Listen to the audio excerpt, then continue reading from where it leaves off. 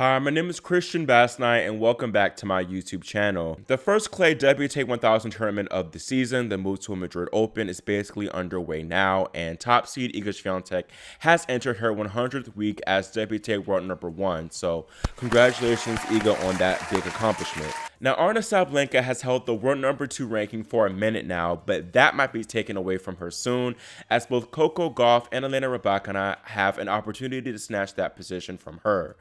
Currently, Gauff has a 345-point lead over Sabalenka in the live rankings, as Aryna is defending champion at the Madrid Open.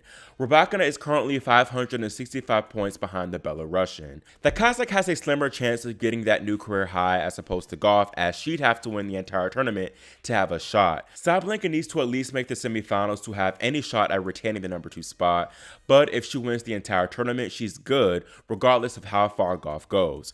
Obviously, the draw plays a big role in determining who has the best shot at being the new number 2, so let me do a little impromptu draw preview for the Madrid Open. Last year's runner-up Iga will open against Ji Wang and could meet Sorana Cîrstea in round 3, followed by either Elena Svitolina or Victoria Azarenka in the 4th.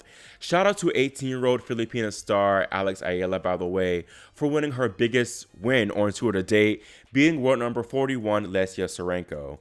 Svitolina is a better clay court player than Vika, so I favor her to move through to face Iga in the 4th round. I think that if Svitolina plays well enough, she can challenge Swiatek, but I ultimately think the pole will prevail and make the last 8. Maria Sakkari's section includes a few interesting, dangerous floaters, including slam champions Caroline Wozniacki and Sloane Stephens. Stephens is fresh off a title in ruin, so she has a lot of confidence at the moment and can cause a few upsets here. Bia Haddad Maia is up top, and she could meet Emma Navarro in round 3, which would be an interesting affair. Sakkari has been playing well lately, so technically I should favor her to make it through, but I just have a feeling that we'll have another player progress like a Haddad Maia. Meanwhile, in Coco Gauff's section, Naomi Osaka is once again her projected 4th round opponent, I think for the 3rd straight 1000 tournament in a row now. Gauff opens against Arantxa Rus and will likely play compatriot Amanda Anisimova in the 3rd round, who she's never beaten, so that would be interesting. Another American, Madison Keys, is present, and then Naomi Osaka will open against Belgian Greet Minen and could then play Ludmila Samsonova.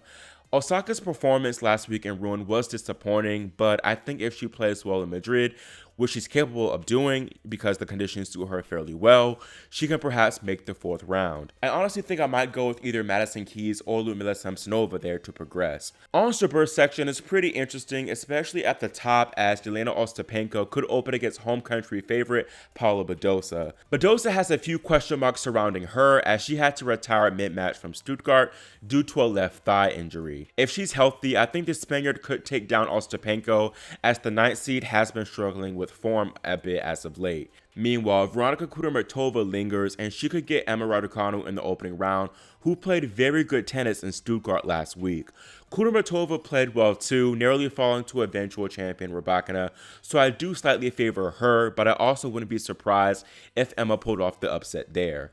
I don't expect any player in the bottom part of the section to progress, as Ons is honestly still struggling with form, and Layla is... yeah, moving on. Jaber is a former champion here in Madrid and tends to play well, so I could perhaps see her having a resurgence. Potapova is pretty solid too, so she could do a little something, but I think I'm going to go with Kudermetova to advance to the quarterfinals. Xinwen Zhang has a pretty tricky section, as Yulia Putintseva, Yafan Wang, Caroline Dolehide, and Angelina Kalinina are all solid players on this surface. Zhang did play better in Stuttgart last week, but she's been struggling since Melbourne, and I am unsure about how she'll deal with the challenges.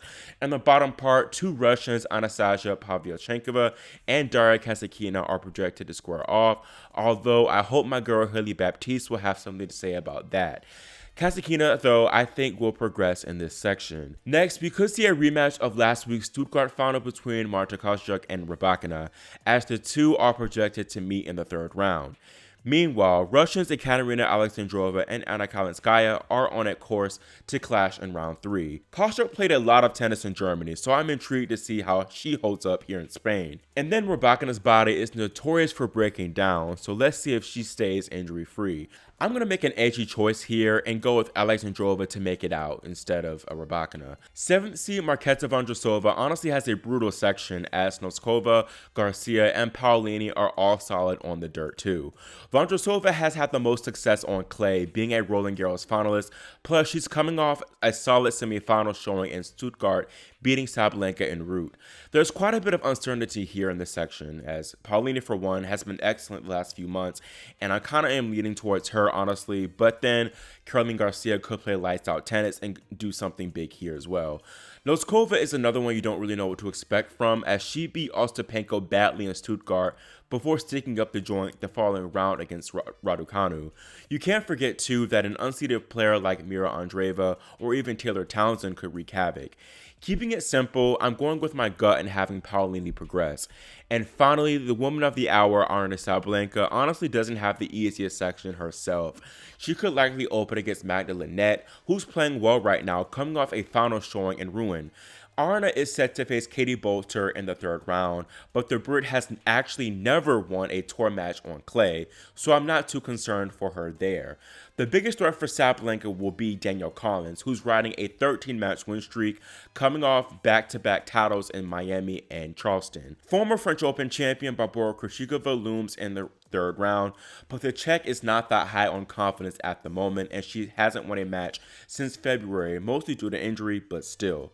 Sabalenka leads the head-to-head with Collins 4-0, so that's something to consider. Aryna has been struggling though with a rough patch of form since Melbourne, going 4-4 since winning the Australian Open.